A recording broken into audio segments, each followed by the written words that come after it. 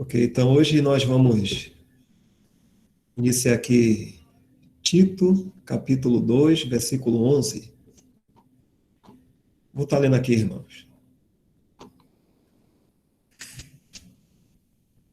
Porque a graça de Deus se há manifestado, trazendo salvação a todos os homens, ensinando-nos que, renunciando à impiedade e às concupiscências mundanas, vivamos neste presente século sóbria e justa e piamente,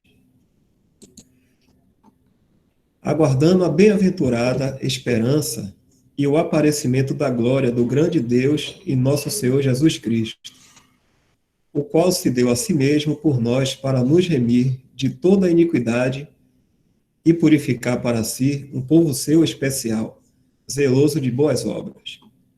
Fala disto e exorta e repreende com toda a autoridade. Ninguém te despreze.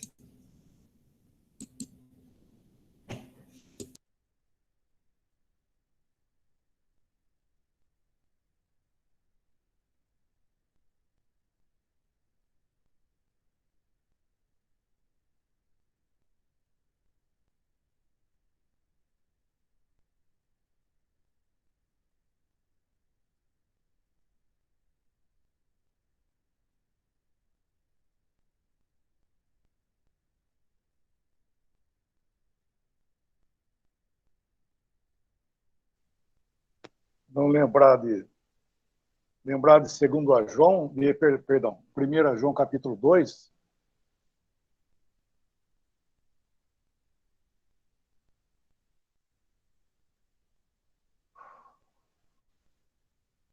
Primeira João 2, versículo 2 também. E ele é a propiciação pelos nossos pecados, e não somente pelos nossos próprios, mas ainda pelos do mundo inteiro.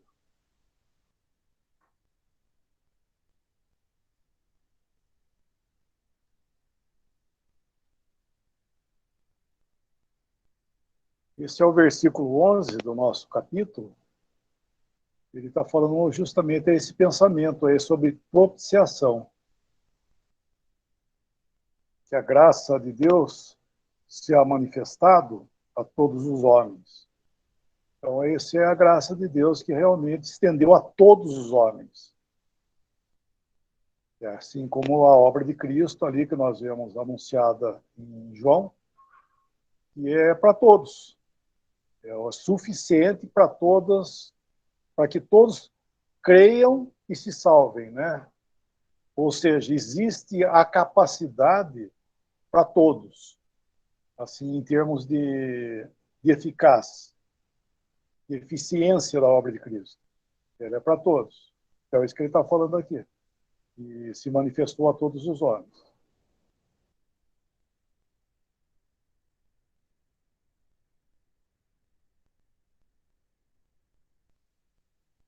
Porque existe, né, um pensamento errôneo que, usando não somente, tem mais versículos, né, que falam nesse sentido, né? E Paulo também fala isso, no sentido de a graça de Deus se estender a todos. Isso não quer dizer que vai salvar todos os homens, né? E sim que ela é o todo de Deus estendido assim, sem limites. Aí, ó.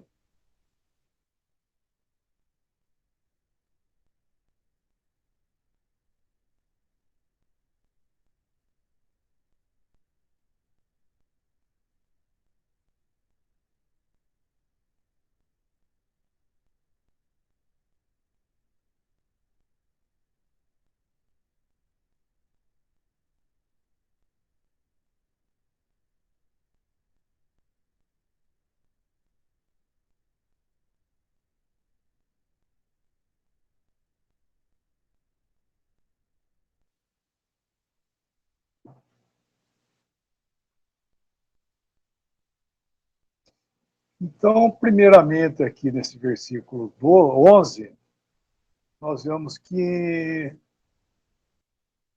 é a graça que salva, né? Esse é o primeiro ponto. Depois a gente pode ir com mais calma, né? Mas só vou dar uma resumida aqui. Versículo 11 é a graça que salva.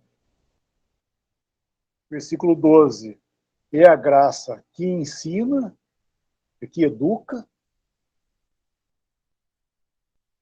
E versículo 13 é a graça que leva embora daqui. É a graça que arrebata, que nos leva para a glória, né?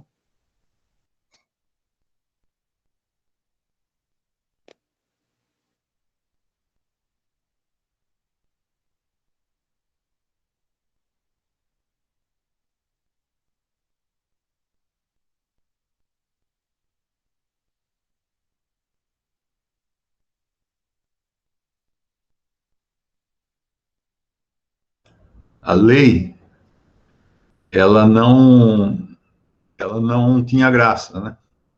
Vamos dizer que a lei não tinha graça. Porque a lei, ela exigia que você fizesse algo. Ela esperava que o homem fizesse alguma coisa. E ela só condenava, porque o homem não conseguia realmente chegar no padrão de Deus. Eu postei alguma coisa, acho que foi no Twitter, foi um título de uma das mensagens que eu coloco todos os dias, comentário bíblico, né? Eu acho que era qual religião, que religião devemos ter, alguma coisa assim. E uma pessoa respondeu assim, não, basta ser bom, não precisa religião nenhuma, basta ser bom. Então, esse é o segundo engano, né? Porque o primeiro engano é que as pessoas acham que você precisa de uma religião para ser salvo. E o segundo engano é achar que não precisa religião para ser salvo, basta que você seja bom. As duas coisas, realmente, nós não precisamos de uma religião para sermos salvos, mas nós não conseguimos ser bons. E a lei exigia que você fosse bom. A lei exigia que você atingisse um patamar de bondade que fosse suficiente. Existe até um vídeo que circula na internet e o pessoal gosta, né, de compartilhar, porque é uma cena assim como se fosse no céu, tá todo mundo de branco, de roupa branca, e tem um anjo, acho, não sei se é um anjo, ou é o Senhor mesmo, ou é um anjo, e tem uma balança. Então, cada um chega, acho que sobe na balança, e a balança mostra, né, o ponteiro mostra o nível de bondade daquela pessoa. Se o nível de bondade atingir um certo padrão, tal, a pessoa entra no céu, senão ela não entra no céu. E muita gente compartilha, achando lindo aquilo, achando que realmente é isso. Até que chega quando a gente pensa que o erro já era suficiente, né? Aí eles aprimoraram ainda mais, foram mais longe. Aí chega com a camiseta assim, escrito Jesus, acho que é isso, eu não lembro exatamente, mas faz muito tempo que eu vi esse vídeo. E aí a explicação é a seguinte, que Jesus foi bom o suficiente para todo mundo, todos os que creem nele, terem bondade para poder entrar no céu. Então, isso é a velha doutrina protestante de ser salvo por meio das justiças de Cristo. Ou seja, as justiças que Cristo tem por ele ter sido perfeito em todo o seu andar, em todo o seu viver, ele depositaria na conta do crente e o crente passaria a ser visto como justo, então, por causa das obras de Cristo. É como se ele tivesse cumprido toda a lei e agora, por tabela, ele também pode ir para o céu. Mas isso é um erro, tá? É um erro. Inclusive, faz parte da doutrina de muitas igrejas protestantes isso, que se você se converter a Cristo, o que pertence a Cristo em termos de mérito, o mérito de Cristo fica valendo para você. Que mérito? O mérito dele ter cumprido a lei, dele ter andado em perfeição, dele ter feito isso, feito aquilo outro. Mas se nós adotarmos esse pensamento, então a salvação é por obras. Ainda que não sejam obras minhas, são obras de Cristo. Mas é errado isso daí. É errado. Então, essa ideia de que vai ter uma balança no céu para pesar, para ver se você é mais bom do que ruim, de um lado punha os pecados, acho que era isso que punha, de um lado punha os pecados, do outro lado punha as bondades, e aí o que pesava mais, tal. E é errado tudo isso, porque a lei exigia do homem a perfeição. E a perfeição nenhum homem seria capaz de cumprir, a não ser Cristo, claro. Mas ainda assim, ele cumpriu, ele era perfeito, ele é perfeito, né? Não é a perfeição dele que nos salva. Pelo contrário, a perfeição de Cristo, atente para isso que eu vou falar agora, a perfeição de Cristo nos condena. Nos condena. Porque se você olhar para ele, né, tem até um livrinho medieval de 1600 e alguma coisa, acho que é escrito por Thomas Kempis, que era eu não sei se era um monge ou era alguma coisa assim. É muito bonito o livrinho, é uma delícia ler o livrinho, porque ele é muito bom, assim, com ideias de como você amar o próximo e tal, né? Mas o título dele é o seguinte, Imitação de Cristo. É claro que Cristo é o padrão, o Senhor Jesus é o padrão para nós, mas nós jamais chegaremos a qualquer lugar imitando Cristo, porque não é pela imitação de Cristo que nós somos salvos, mas é porque ele na cruz, sobre ele Deus fez justiça. Esse é um ponto importante de entender do Evangelho. O que é fazer justiça? Por exemplo, quando alguém mata um parente seu, e você pega uma arma lá e vai fazer justiça. Justiça com as suas próprias mãos, né? Então você mata o cara que matou seu parente. Pronto, você fez justiça. Você resolveu o problema, né? Não legalmente, não muito legal, mas você fez justiça. É a questão do troco, né? Do troco. Cristo na cruz, ele foi feito justiça por nós, foi feito pecado por nós, e agora ele é justiça por nós aos olhos de Deus. Porque ali, Deus o castigou, Deus fez justiça em Cristo. Deus castigou a Cristo como se fosse ele o malfeitor. Como se ele tivesse pecado no meu lugar. Ele na cruz foi feito pecado por nós. Por que isso? Porque daí o Senhor sobre ele lançou os nossos pecados, claro, mas também lançou o juízo terrível, o juízo eterno sobre ele. Então, esvaziou a pena. É como quando um criminoso foi condenado à morte, aí um dia ele é criminoso, condenado à morte, no dia seguinte não tem mais nada contra ele. Ninguém pode chegar e falar assim, vamos desenterrar o rapaz lá, que ele precisa ser julgado de novo, nós vamos dar uma outra pena para ele foi enforcado, agora nós vamos matar ele por fuzilamento. Não tem como. Ele está morto. Como é que você vai matar de novo um cara que está morto? E assim é também a questão da salvação. A salvação exigia a lei exigia a morte do culpado. A morte do culpado. Mas no nosso caso, se nós morrêssemos por causa da culpa, aí não adiantava nada. Que vantagem Maria leva, né? Morri, e agora? E aí? Paguei o preço, mas só que o pagamento é eterno, e tem esse problema também. O único que podia pagar um preço eterno é Cristo, 3 horas. Por que 3? Porque 3 é um número perfeito. 3 horas de trevas. Essas 3 horas de trevas, para ele, equivaliam a uma eternidade de trevas para um perdido. Mas ele passou por isso ali na cruz. Então, a lei, ela não podia salvar e não pode salvar. Uma pessoa que pensa em ser salvo seguindo a lei, ele está perdendo tempo, não vai adiantar nada. Então, por isso que aqui nós encontramos em Tito, capítulo 2, versículo 11, depois de Paulo falar de tudo o que seriam procedimentos para você dar um bom testemunho aqui na Terra, na nossa vida aqui na Terra, ele entra no versículo 12, versículo 11, ele entra no versículo 11 dizendo, porque a graça de Deus se há manifestado, trazendo salvação a todos os homens. A lei não trazia salvação a todos os homens. A lei foi dada para os judeus. A lei foi dada para os judeus. Muito embora nós sabemos que todos os que foram salvos em todas as eras foram salvos por graça. Mas a lei não trazia graça, a lei trazia juízo.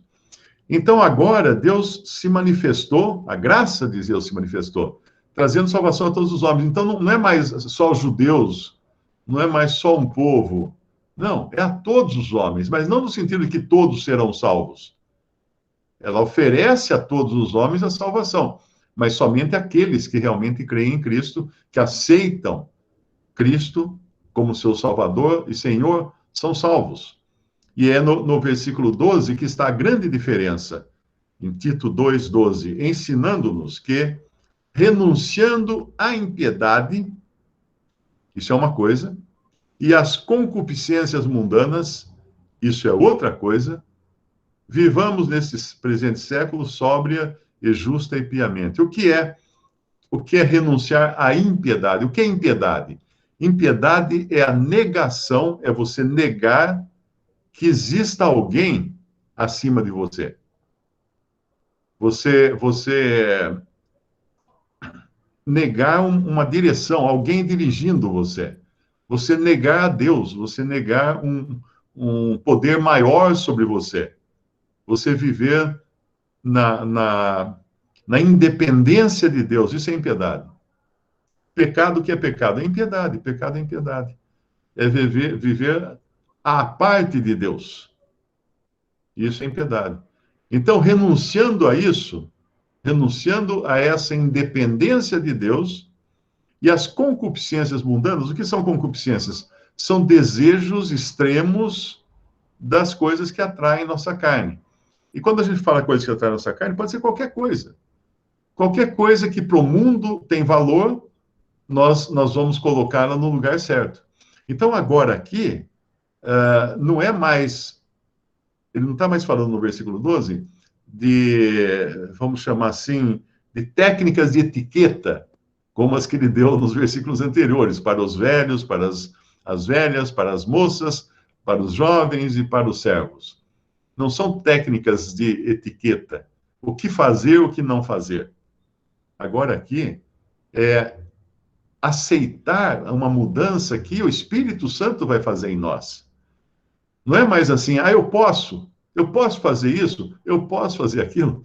Uma pessoa fez uma pergunta muito interessante hoje a respeito de Romanos, deixa eu lembrar agora o versículo, Romanos fala que o Espírito testifica com o nosso Espírito que somos filhos de Deus. É Romanos, acho que é o capítulo 8, se não me engano, não é? Romanos 8...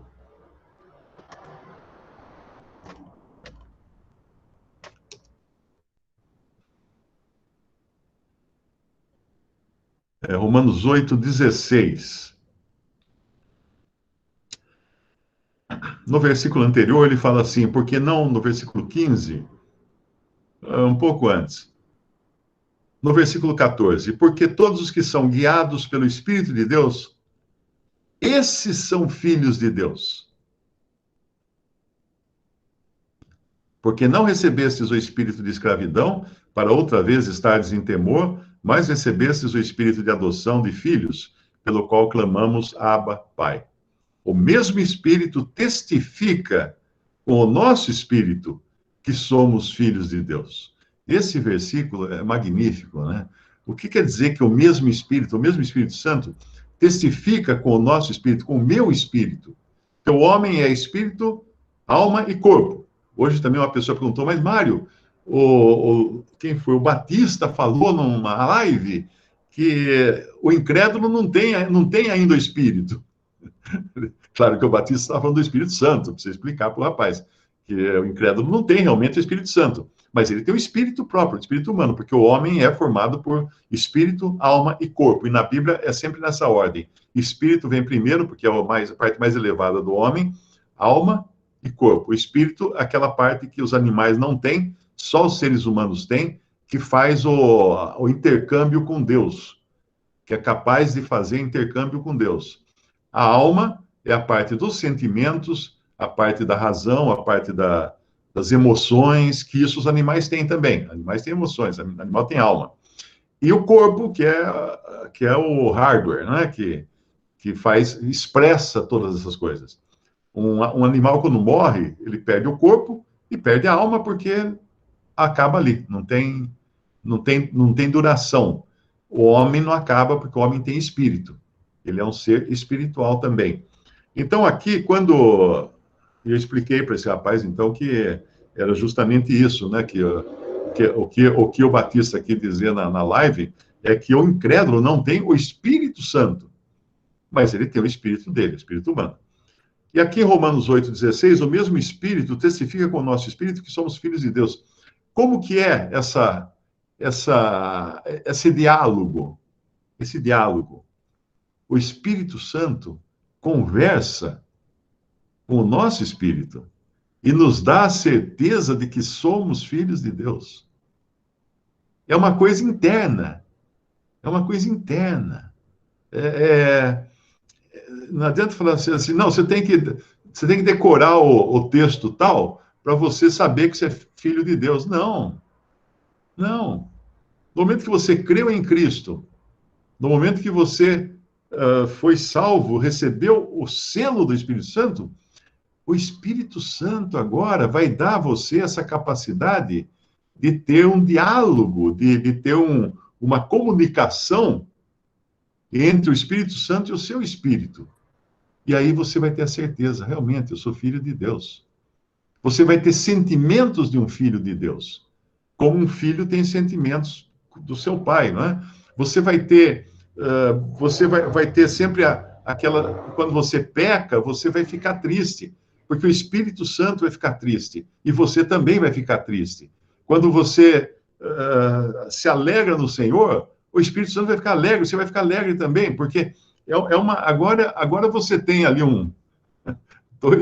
duas pessoas, vamos dizer assim, no intercâmbio. É um intercâmbio, a pessoa humana com a pessoa que é o Espírito de Deus, o Espírito Santo, que é o Espírito divino de Deus, não é? O intercâmbio. Agora, o incrédulo não pode ter isso. Não pode ter a comunicação com Deus habitando em si mesmo o Espírito de Deus. Então, é maravilhoso isso. E voltando lá, então, para Tito, quando ele fala em Tito capítulo 2, agora, então, ensinando-nos que, renunciando à impiedade e às concupiscências mundanas, vivamos nesse presente século, nessa época, nesse tempo, de maneira sóbria, justa e piamente. Então, não é assim, sóbria, justa e piamente. Já estou vivendo dessas três maneiras. Não, não é assim que funciona. Porque isso aqui não são leis, isso não são regras para você seguir. Você tem agora uma natureza que vai querer viver de uma maneira sóbria, de uma maneira justa, de uma maneira piedosa, que é o inverso da impiedade. Uma maneira que se agrada ter a Deus, o Espírito Santo, como seu guia e como maestro do seu corpo, dos seus membros. Então você vive agora. Porque a lei trazia a morte, mas o Espírito traz vida. A salvação pela graça de Deus, que nos dá o Espírito Santo, nos dá vida agora, para vivermos uma vida que não é uma vida humana terrena, é uma vida divina que foi colocada em nós agora para vivermos de forma consoante àquilo que agrada a Deus. Nós conseguimos fazer isso? Não o tempo todo, infelizmente não. E é por isso que tem essas exortações sempre aqui. E aí ele vai falar no versículo 13 da nossa esperança, aquilo que realmente nos move, não é? Até aí.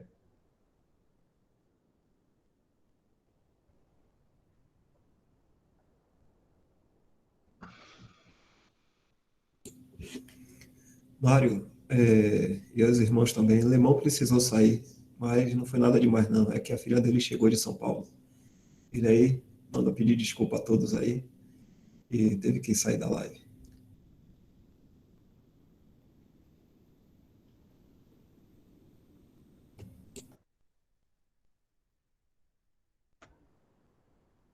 Perdeu o cachê.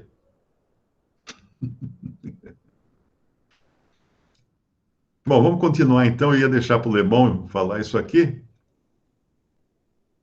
A não ser que alguém aí queira comentar o versículo 13. Não sei se eu estou sendo muito monopolista aqui.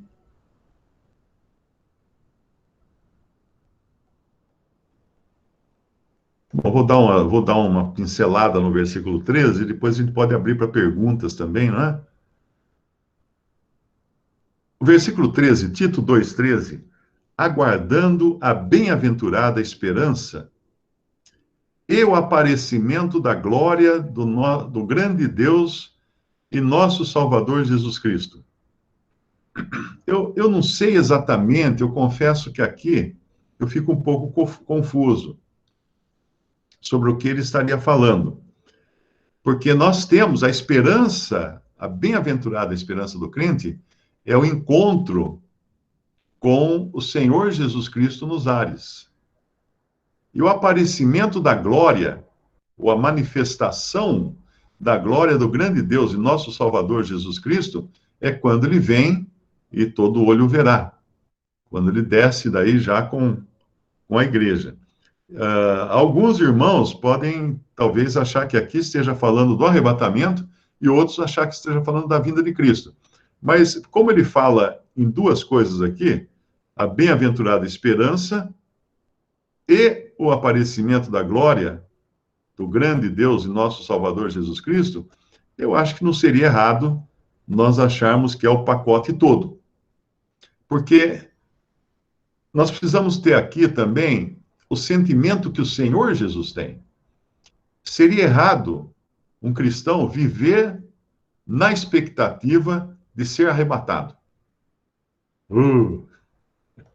Mas você não fala que tem que viver esperando o Senhor vir nos buscar para encontrar com Ele entre nuvens, nos ares, que é o arrebatamento, 1 Tessalonicenses 4? Sim, mas não somente isso. Porque, entenda o seguinte, qual é a expectativa do Senhor? É só o arrebatamento? Será que ele está só esperando aquele dia em que ele descerá até as nuvens e os que morreram em Cristo ressuscitarão e os que estiverem vivos forem transformados e aí todos subirem junto com ele para o céu e aí ele está contente e não vai se importar com mais nada? Não. A expectativa do Senhor vai até quando ele entregar o reino ao Pai, no final de todas as coisas. Quando entrarmos na eternidade. Porque mesmo depois que a igreja for arrebatada, e por mais precioso que isso seja, e por mais bendita que seja essa esperança, e aqui fala bem-aventurada esperança, né? Não acaba aí, não acaba aí. Ele vai ainda estar em expectativa, o Senhor. E nós deveríamos estar também na expectativa, porque ele vai estar na expectativa de ver o seu povo de Israel reunido novamente, porque foi essa a promessa que ele fez a eles no Antigo Testamento. Ele vai estar na expectativa de salvar o remanescente que vai estar sofrendo durante esse período de grande tribulação. Ele vai estar na expectativa de poder descer e julgar toda a impiedade desse mundo, julgar as nações desse mundo, inaugurar o seu reino de 1000 anos, lançar Satanás na prisão, reinar por 1000 anos. O que é um rei? Qual a expectativa de um rei? Reinar. E ele vai reinar sobre os seus de uma maneira que não o aceitaram para ser rei antes. Porque quando ele veio ao mundo, ele não foi recebido como rei. Inclusive, até um certo ponto, ele falava assim, o reino de Deus está entre vós. Tem umas Bíblias, uma tradução da Bíblia, algumas Bíblias, que está errado esse versículo. Porque a tradução diz assim, o reino de Deus está dentro de vós. E isso causou muito problema de fazer pessoas errarem buscando Cristo dentro delas. Porque como se a pessoa já nascesse com Cristo habitando dentro dela. Então, o reino de Deus está dentro de vós. O reino não está dentro de vós. O reino de Deus está entre vós. Era isso que ele estava falando. Por quê? Porque estava ali o rei. Onde o rei vai, o reino vai junto. O reino é o rei é o reino, né? O rei é o reino. O rei é o centro da autoridade e do poder de um reino. Tanto é que quando você joga xadrez, qual a sua meta? Pegar o rei, derrubar o rei. É a sua meta, porque o rei é o que segura o jogo até o final. Se você perder o rei, acaba o jogo. Cheque mate. Cheque mate. Então, se nós pensássemos numa expectativa ainda no meio do caminho, aí não seria a mesma do Senhor. Por isso, nós temos que ter o sentimento que Cristo tem. Sentir como ele sente, por exemplo. Hoje, uma pessoa perguntou, falou assim: eu vejo muito cristão idolatrando judeus. Não é errado idolatrar judeus? Porque, afinal, os judeus são incrédulos, né? Aí eu respondi, eu falei, olha, acontece o seguinte, o Israel é o povo de Deus, escolhido de Deus para habitar na terra. É o povo terreno de Deus. Quando Cristo veio, ele veio para o que era seu. João capítulo 1. O que era seu? O povo de Israel, o povo de judeu. E quando ele veio, só tinha aqui Judá e Benjamim, né? Mas representando o todo. O povo judeu. Então ele veio para o que era seu. Mas os seus não receberam. Aqueles, porém, que o receberam, deu-lhes o poder de serem feitos filhos de Deus, aos que creem no seu nome. Então, esse povo ainda vai ter o seu momento. Lá em Romanos capítulo 11, fala que eles foram, por um tempo, ou em parte, eles foram deixados de lado. Eles foram deixados de lado em parte, por um tempo, até que venha como é que é o nome da palavra? Até que os gentios, né, a totalidade dos gentios, alguma coisa assim. A plenitude dos gentios. Até que venha a plenitude dos gentios. Então, nós estamos nesse intervalo agora, e não há razão para odiarmos o povo judeu, de maneira alguma. Tanto é que muitos odeiam, porque falam, não, ele matou Jesus, o povo judeu matou Jesus. Realmente, condenou o Senhor à morte. Mas isso não é para nós motivo de ódio. Agora, você cai no outro erro, quando começa a admirar os judeus como se eles fossem grande coisa em si mesmos. Está errado. Porque tem um rabino na internet, ele prega que é uma maravilha. Prega errado. Porque se ele pregasse certo, ele não teria rejeitado o Messias. Ele teria reconhecido o Messias. Ele teria crido em Jesus. Agora, nós temos que lembrar sempre que todos os apóstolos cujos escritos nós seguimos eram judeus. Eram judeus convertidos a Cristo. Você não pode querer ser cristão e ter no seu coração ódio contra judeu.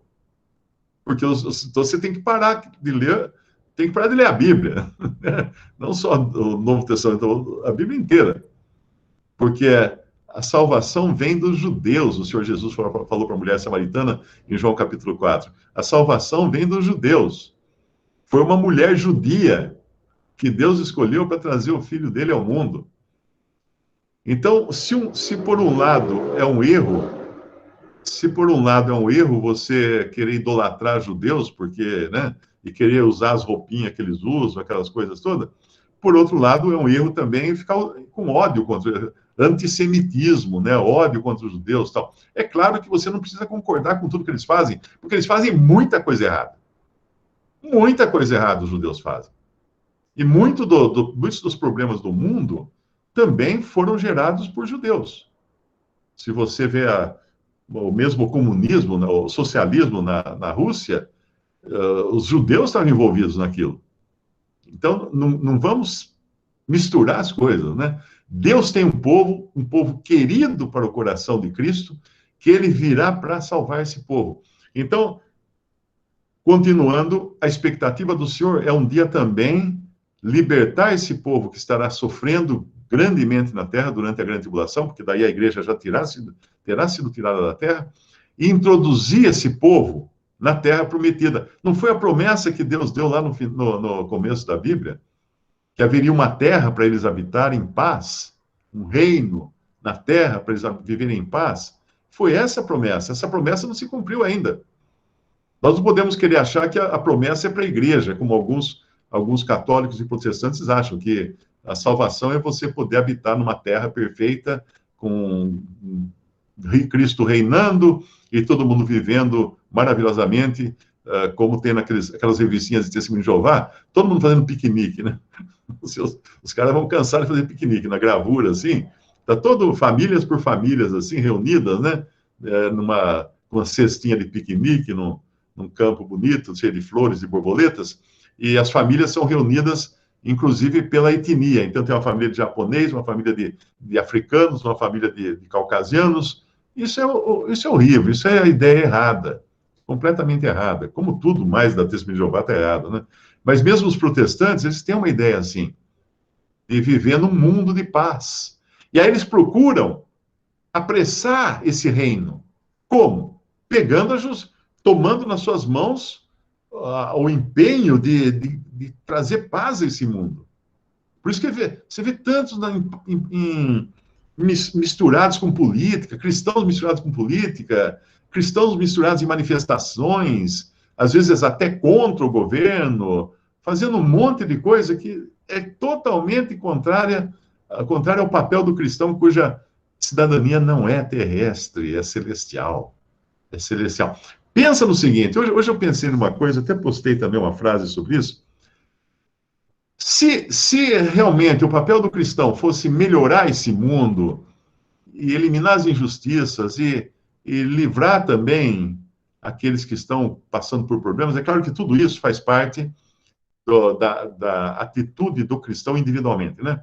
Mas pensa assim, o Senhor Jesus tinha um primo aqui na Terra, chamado João, que nós conhecemos por João Batista. Batista não era sobrenome dele, tá? Batista era o Batista, o que batizava. João, o que batizava. E João, o que batizava, foi preso porque ele era judeu, e como judeu, ele estava fazendo o papel dele de judeu. O que o judeu tinha que fazer? O judeu tinha que brigar com os inimigos aqui na terra, o judeu tinha que tomar a terra dos inimigos, o judeu tinha que agir politicamente nesse mundo. Porque Deus tinha prometido para eles uma terra aqui, uma terra não no céu, aqui na terra. Por isso que ele começou a buzinar lá que Herodias dormia lá com o cunhado, né? E isso era contra a lei. Então ele tinha realmente esse papel de denunciar as irregularidades que porventura fossem contrárias à lei que Deus deu para o povo viver na terra. Mas aí, o que acontece? Para João estava certo fazer isso, esse tipo de atitude. Mas aí ele vai preso. Ele vai preso e ele fica até surpreso com a sua prisão. Tanto é que ele manda discípulos irem perguntar para o Senhor Jesus: és tu aquele que havia de vir ou devemos esperar outro? Olha só, João era o que Deus colocou para avisar que o Messias tinha chegado ao mundo. Mas ele avisou. E depois nem ele sabe se avisou direito. Ele devia estar na prisão pensando assim: será que eu espalhei fake news falando que esse aí era o Messias e não é? Por isso que ele, na dúvida, vai perguntar, manda perguntar para o Senhor se era ele ou se devia esperar outro. E o Senhor, então, deixa muito claro que as coisas que ele estava fazendo, né? Ele fala para os servos de João, voltem para os discípulos de João, volte e diga que os cegos veem, os mudos falam, os aleijados andam. Então, ele deixa muito claro que era ele, sim. Só que o que João não entendeu é que a vinda do Messias tinha duas etapas, tinha 2 capítulos. No primeiro, ele vinha como cordeiro para morrer. João falou isso, esse é o cordeiro de Deus que tira o pecado do mundo. Para que servia um cordeiro? Para morrer de sacrifício, morrer no holocausto, para ser sacrificado. E ele fez isso. Esse é o primeiro capítulo da história. Mas daí tem o segundo capítulo, que ele voltará para reinar. Aí ele voltaria para estabelecer o seu reino em justiça. Primeiro, ele viria montado num jumentinho filhote de jumentinho, né? Que nunca tinha sido montado. O que deve ter decepcionado todos os seus discípulos. Eles vão entrar em Jerusalém, né? Os discípulos estão todos assim, cheios de... Estamos com o Messias aqui, vamos entrar em Jerusalém. Senhor, vamos entrar em Jerusalém. Esse adivinho estava olhando em volta, falando, onde é que tem um cavalo branco aí, bem garboso, bem bonito, né? Como todo rei deve entrar montado na cidade que ele conquista. O senhor pega um jumentinho, um jeguinho ainda filhote. Eu imagino, eu penso assim, ele entrou em Jerusalém arrastando os pés no chão. Porque um adulto montado num filhote de jumento, ele vai quase que dá para ele andar. Né? Ele vai arrastar os pés no chão, tem que erguer os pés. Então, uma imagem, aos olhos do mundo, não era exatamente isso que eles esperavam. Eles esperavam um rei poderoso, com a espada na mão, entrar, escudo, lança, tal. Mas ele entra humilde. E estava previsto isso, que ele entraria humilde. Quando ele voltar, aí vai ser diferente. Aí é outra história. Aí ele volta em poder e glória e como um juiz severo para julgar as nações. Mas não naquela hora. Então João está atrapalhado, João está confuso. Agora pensa, se o senhor estivesse naquele momento, ali, naquele tempo ali, para resolver os problemas todos da terra, tal, como os cristãos hoje querem resolver, às vezes até na base das armas, o que o senhor teria feito? O senhor teria ido lá, dado uns tapas lá em Herodes, ou sei lá quem era no lugar, né?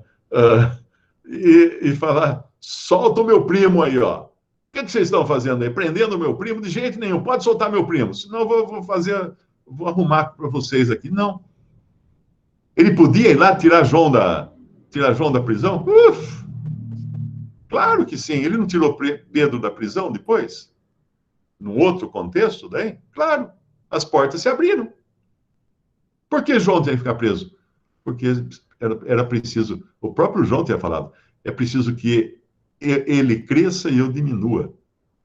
E João, quando falou isso, não esperava que ele ia diminuir tanto ao ponto de caber a cabeça dele numa bandeja. Porque ele ia ser morto, ele ia ser decapitado e apresentado numa festa. Né? Então, isso mostra claramente que o cristão não está aqui para se meter nos negócios desse mundo, por mais justos e bons que sejam. Né? Tipo o Senhor Jesus ir lá e libertar João da prisão.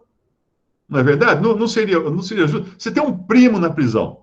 Você é o filho de Deus. Você tem poder de andar sobre as águas. Você tem poder de curar leprosos. Você tem poder que Deus tem, todos os poderes de Deus. E o seu primo está preso. O que você faz? Você vai lá e abre os heróis humanos, né? Pega as barras da prisão e abre assim e tira o seu primo de lá. Mas não era a hora dele. Não era a hora, e não é a hora do cristão aqui. E o cristão, ele vive agora. Ele vive uma atitude. Ele não age de maneira a quebrar barraco, né? Quebrar as coisas, forçar a porta. Não. Ele vive agora, como fala aqui no nosso capítulo de Tito, capítulo 2 de Tito, versículo 12, ensinando-nos. Quem que nos ensina aqui? A graça de Deus. A graça que se manifestou é nossa professora agora. Além dela trazer salvação a todos os homens, ensinando-nos, ela nos ensina. A graça me ensina que renunciando à impiedade, ou seja, à independência de um soberano sobre mim, e às concupiscências mundanas, aos desejos irregulares, né, aos desejos que podem ser, às vezes, até corretos para quem está no mundo, né? Mas podem não ser corretos para um cristão. Vivamos nesse presente século. Então, agora é vida. É um modo de vida que nós aprendemos agora. Não é uma lei, não é uma lista de mandamentos, é um modo de vida. Vivamos nesse presente século sóbria e justa e piamente, aguardando agora, não apenas o arrebatamento, mas a manifestação de Cristo, que virá também encerrar todo o plano de Deus para este mundo e para o seu povo terreno também, que essa é uma pendência que o Senhor Jesus quer realmente terminar, né? Quer encerrar. E aí, versículo 14, esse nosso Salvador, Jesus Cristo, o qual se deu a si mesmo por nós, para nos remir, ou seja, para nos comprar de toda iniquidade, nos limpar, nos purificar de toda iniquidade, libertar de toda iniquidade, e purificar para si um povo seu especial, zeloso de boas obras. Essa é a atitude do cristão, ele ser zeloso de boas obras. Aí ele termina dando um encorajamento aqui para Tito, que era um jovem, fala disso, exorta e repreende com toda a autoridade, ninguém te despreze. Por quê? Porque ele tinha autoridade de Deus para falar isso. Ele tinha autoridade do apóstolo que o havia enviado ali, como um delegado seu, para escolher, para eleger presbíteros de cidade em cidade. Ele sendo enviado à ilha de Creta.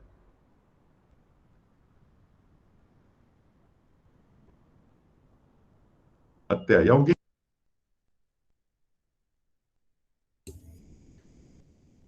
Seu microfone cortou, Mário. Tem uma pergunta aqui da irmã. Tem uma pergunta, né? Vamos lá, deixa eu achar aqui, subindo, subindo.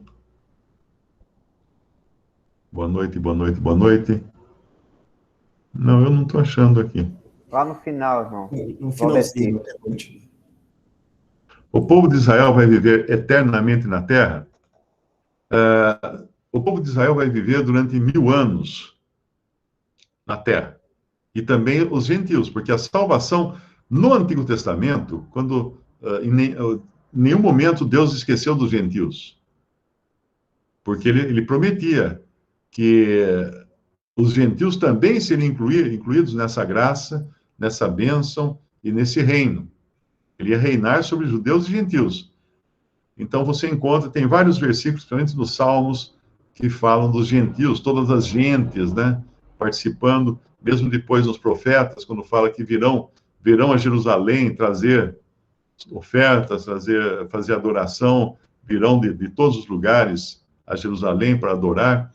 Então, porque os gentios participam disso. Os judeus, claro, terão um lugar de preeminência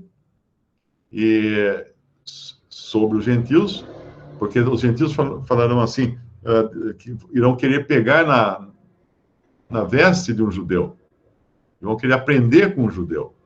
Tudo isso no milênio. No milênio, que é quando Cristo vem, renova, mata todos os opositores. Isso está em Mateus capítulo 25, depois da grande tribulação, do capítulo 24 de Mateus. Ele vem, destrói os seus opositores, já são todos condenados, e os que sobreviveram à grande tribulação é que irão entrar na terra restaurada para o milênio. Mas essa terra restaurada, se você estuda a profecia, você descobre que ela não é inteirinha, não é o mundo inteiro restaurado. Por exemplo, a Europa ficará deserta nessa época.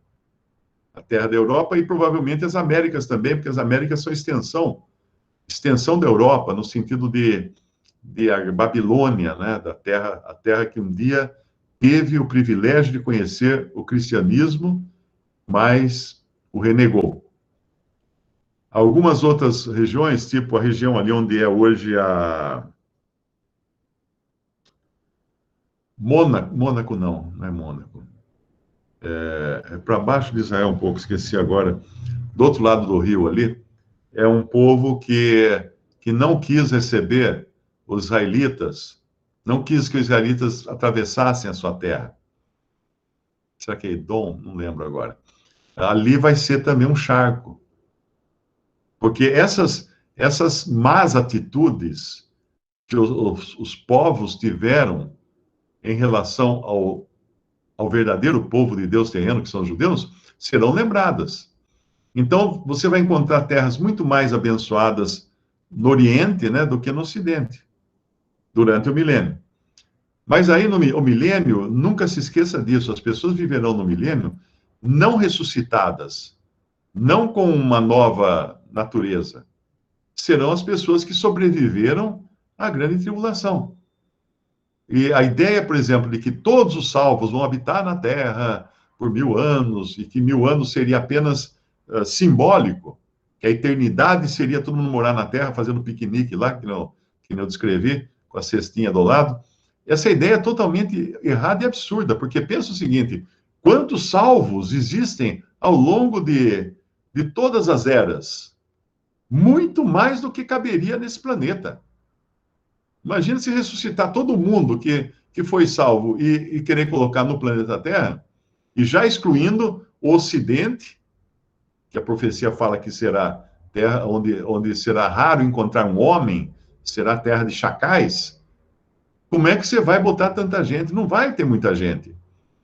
O milênio vai ser inaugurado com um número, uma população muito menor do que existe hoje no mundo. Mas vai ser uma terra que você vai plantar, vai nascer, não vai ter praga, não vai ter problema, não vai. E mesmo as pessoas ainda vivendo nesse corpo, elas poderão ficar doentes, mas elas terão acesso à árvore cujas folhas servem para a cura das nações, que fala lá em Apocalipse.